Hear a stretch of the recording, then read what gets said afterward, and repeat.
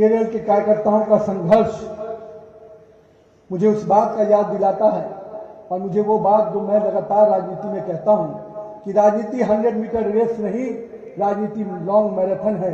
हमारे यहाँ के कार्यकर्ताओं ने इसको सिद्ध करके दिखाया है कि वो निरंतर भाव से लगे हुए हैं इस परिवर्तन की लड़ाई को लड़ने के लिए।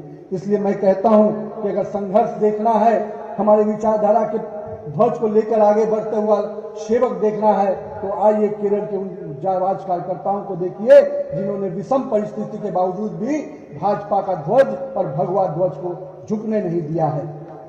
കേരളത്തിലെ നമ്മുടെ കാര്യകർത്താക്കന്മാരുടെ പോരാട്ട വീര്യം കാണുമ്പോൾ എനിക്ക് ഓർമ്മ വരുന്നത് രാഷ്ട്രീയം എന്നുള്ളത് 100 മീറ്റർ ഓട്ടമല്ല, അതൊരു ദീർഘമായ മാരത്തോണാണ് എന്ന സുപ്രസിദ്ധമായ പ്രസ്താവനയാണ്.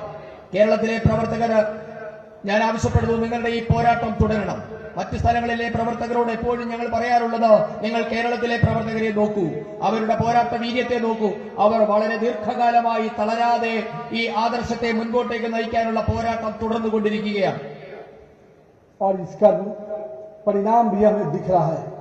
2014 के चुनाव में हमें 11% वोट मिला, 2019 के चुनाव में हमें 16% वोट मिला और 2024 में हमें 20% वोट मिला। ये स्पष्ट रूप से दिखाता है कि भाजपा का जनाधार बढ़ रहा है और आने वाला चुनाव निश्चित रूप से निर्णायक चुनाव होगा इस राज्य के राजनीति के दृष्टि से। നമുക്കതിന്റെ മാറ്റം കേരളത്തിൽ കാണാനായി സാധിക്കുന്നുണ്ട്. തുടർച്ചയായി ഭാരതീയ ജനതാ പാർട്ടിക്ക് കേരളത്തിൽ കിട്ടിക്കൊണ്ടിരിക്കുന്ന വോട്ടിന്റെ ശതമാനം കൂടിക്കൊണ്ടിരിക്കുകയാണ്.